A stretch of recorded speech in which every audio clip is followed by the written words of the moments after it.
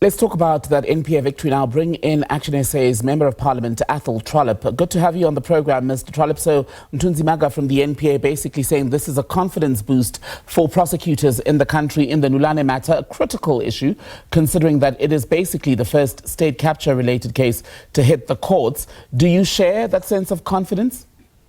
Well, first of all, allow me to please convey my condolences to the people who have lost their lives in the Eastern Cape. I'm an elected Member of Parliament from the Eastern Cape, so it's real tragic news.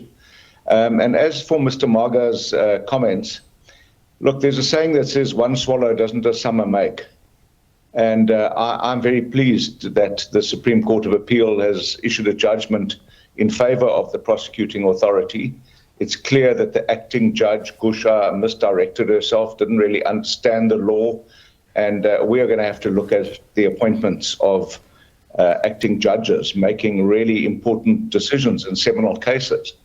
But the fact of the matter is that the NPA have lost a number of other cases, and this still remains a concern because the state capture cases lie ahead of us. And if the NPA is not competent or capable to drive through effective prosecutions, we are going to let more people slip through the net. Mm-hmm. But in this case, they've been given a lifeline, and we sincerely hope that they'll use this lifeline and maybe work to improve their reputation, public reputation, which is not good at the moment. So just on that, the NPA, or at least its management, does not appear to believe that there is a broad crisis within the prosecuting body. In fact, Advocate Maga, in that interview with the SABC, said there has been, and I'm paraphrasing here, a lot of political criticism or chatter that he says is uninformed. It's an uninformed political perspective, often without even a reading of the judgments in the specific cases. Do you think then that some of the public discourse has in fact been harmful in understanding what has gone on as far as a factual analysis of each case and its merits?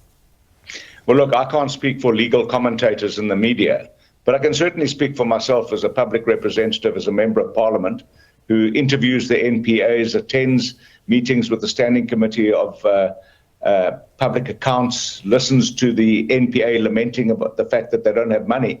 But I also have to deal with the bemusement of them losing cases with money. I mean, the Chilota case is a case in point. They went overseas, they got a judgment in an American court, they traveled overseas, they brought the person back to South Africa, and the extradition process was flawed, and there was a legal precedent in that regard. So they made the same mistake twice. So I think Mr. Maga is being a bit arrogant. And as I said, one swallow doesn't a summer make. They need to prosecute this case, bring it to finality, because there are a whole lot more in the R1 billion plus spent on the Zondo Commission that needs to be prosecuted, and they need to rebuild their reputation. You know, it's a bit early for Mr. Maga to be as arrogant as he was right now. But on that point, Mr. Trollip, you say one swallow doesn't a summer make. One could also argue that a handful of defeats do not a failure make. Fair? Well, yeah, I don't think that's fair. Let's look at the Timothy Omotoso case. Look at the fact that it's taken 10 years to extradite the Guptas, and they haven't proceeded with that. Let's look at the Shepherd Bushiri case. There are a number of other cases, Zizi Kodwa and a number of others. So really, I don't think there are any victories to speak of from the NPA right now. Let them deal with this case, and I will be the first person to doff my cap and say well done when they do prosecute these people and send them to jail. I promise you I'll be the first person on your program to come here and commend Mr. Maga and whoever the National Director of Public Prosecution is in the future. The current one's term is running out, and we're calling for her suspension so that we can look at what's happening in the NPA. There's clearly problems there. And when they win some cases and put some people behind bars, please call me. I'll be the first person to come here and say, well done. Perhaps we might have a moment, as we did with Teralakota a few years ago, where you might have to eat a hat on camera. But I want to ask you... Not at all. I said I'll doff my cap, not eat my hat. I want to ask you, though, about something else. The EFF leader now, Julius Malema, officially calling basically for what the party says would be an inquiry into the National Prosecuting Authority. And one of the things they want is basically to determine the extent to which the NPA has been infiltrated or compromised by internal and external forces, to assess whether prosecutorial decisions in key corruption, organized crime and GBF cases were influenced by political or personal considerations, and lastly, to recommend institutional, structural and legislative reforms to guarantee prosecutorial independence and restore public confidence. Is that an effort that ActionSA would get behind and support?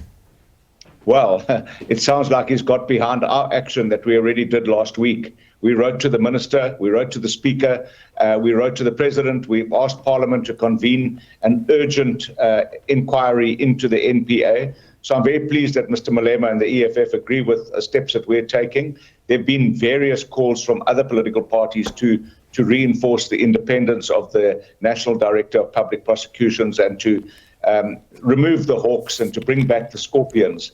So I'm very pleased that the EFF have aligned with what we've already done. Maybe, it sounds like a bit like Johnny come lately. Athol Trollip, good to speak to you. ActionSA Member of Parliament, leader of the party, I think, in fact, in Parliament. Good to have your time this evening on the SABC.